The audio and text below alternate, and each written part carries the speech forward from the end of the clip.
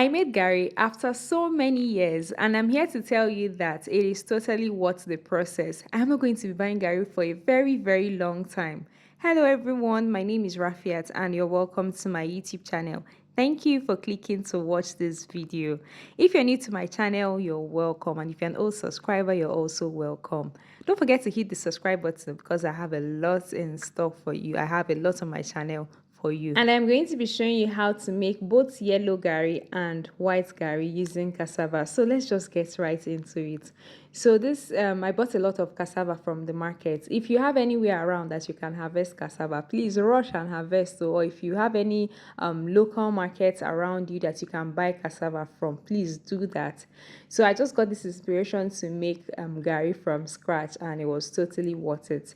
So I'm using cassava which I bought from the market. The whole basin of cassava that you can see, I bought them for 15,000 naira. Yes, I bought everything for 15,000 naira, and I just used just a little out of this cassava. Let's say one third, not so little, like one third of the entire quantity that you just saw. I used that quantity to make garri, and I got a lot of garri out of the cassava. It was totally worth it, and I still use the cassava to make other things which I'm going to share in my channel as well. So the first thing to do is to use a knife to peel the cassava, which I know is going to take a while, but I had help when doing this, so it didn't take so much time.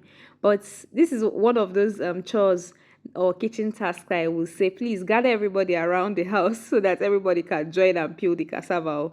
So after peeling the cassava, the next thing would be to cut them into smaller pieces. One thing about cassava is that while peeling, don't just peel and maybe place them on a tray or inside a bowl.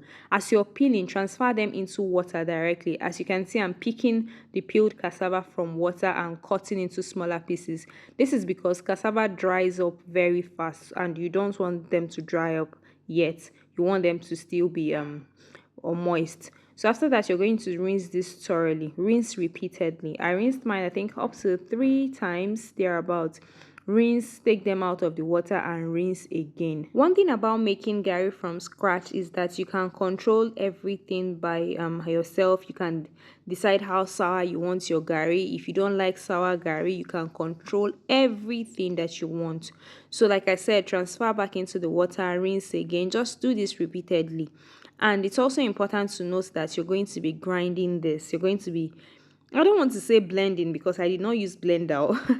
I used the commercial grinder to do this. But if you're using a commercial grinder, make sure you're doing this in a place that at least their level of cleanliness, their level of neatness is high. So make sure the engine you're using is very clean. And the truth is, if you have a strong blender, or maybe you're not making so much quantity like I was making, you can use a blender to actually blend the cassava. It's very soft to blend. The major reason I use the commercial grinder is because of the quantity. And if I wanted to use a blender, I'll probably spend so much time, and I don't have that time. So I'm going to tie the garri at this point, and I'm using a sack like this. What you're trying to do here is just to allow liquid flow out of the garri. Okay, you don't want liquid when you're in your garri. Of course, at the end product is dry, so this is the stage and process whereby the water is drained out of the garri. So this step is important. Just get a sack, make sure the sack is clean, or a cheesecloth could also work. That's fine. And this is what I mean by a cheesecloth. You know, the cloth that is used to tie pap, akamu. Yes, you can use that too. I was told that you can also use that to tie garri. So you can use this or the one I'm using. You can see the water coming out of the garri. It's a lot. And please don't discard this water. When this water settles, you can use the water, this sediment of the water, to make starch. Yes, the starch that you know that people use to enjoy banga soup. You can use this to make starch. So what I'm doing here is just to create a platform for the water to drain out. This is very important. You need to allow the water drain out completely, or as much as possible. And to do this, you have to place a really heavy object on top so that the water can drain out. And you can allow this is the stage where the garri actually ferments, and you can ferment your garri for as long as 5, 6, 7 days. Yes, you can actually do that, and it won't spoil. It won't get spoiled. So anywhere between 2 to 7 days is fine. I did mine for 5 days, and the garri was really, really sour. It was just the perfect garri. After making this garri, I just told myself that it's going to be very difficult. It's going to take a long time for me to buy garri because the result was impressive. Totally recommend it. And while fermenting, I just left this in my balcony for some days. Anywhere between 2 to about 7 days is fine. And you're going to get properly fermented garri. And at the same time, you can see the water has, drained out of the garri. So this is the sieve I'm going to be using to sieve the garri, and this is going to just give you the perfect results that you want. Okay, so all you're going to do now is place the cassava in there and use your hand to spread it around the sieve. That way they're going to pass through the sieve. It's a very simple process, and this particular process didn't take time at all. So just sieve the garri. Please, if at this point you've not subscribed to my YouTube channel, why now? Please hit the subscribe button and go through my channel, because I have a lot of amazing videos for you on this channel. And don't forget to hit the like button, drop a comment for me as well. So after sieving the garri, this is what we have. At this point, there is literally no liquid. You can see in my palm, on my palm, you can see that there's no liquid. Everything is just dry already. But then we need to still fry the garri to give us the crispy final product that we know as garri. That's a very important step that I'm going to show you shortly. And it is also the step where you can decide if you want your garri to be yellow or you want plain white garri. And now is the time to fry the garri. And one thing, the most important thing to know about frying garri is that you do not want to do this on heat that is too high. At the same time, you don't want to do it on heat that is too low. So just maintain medium heat and stir continuously. Garri is not something that you just leave on the fire and it's going to fry. No, you have to stir continuously, constantly keep stirring.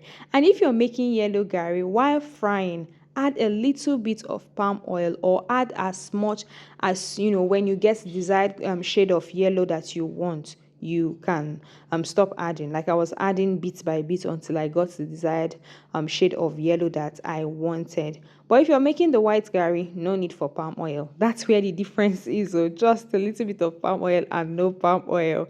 So it's that simple and straightforward.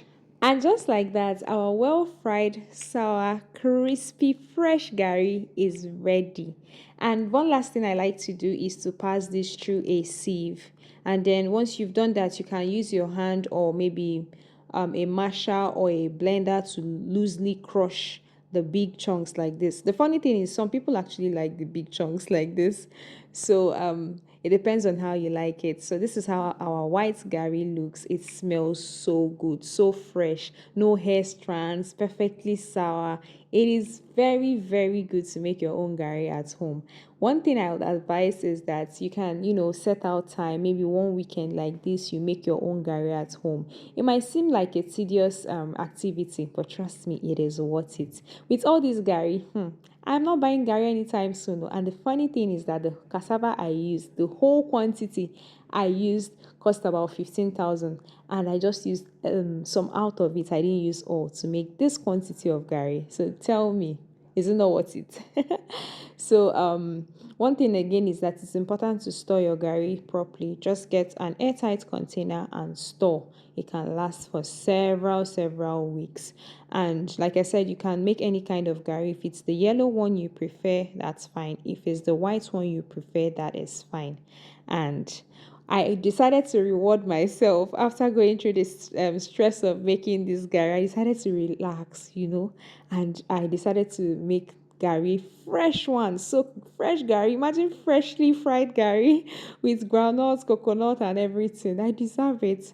This was such a beautiful experience, and I hope you get to recreate yours. So thank you so much for coming this far. Thank you for watching this video. Bye.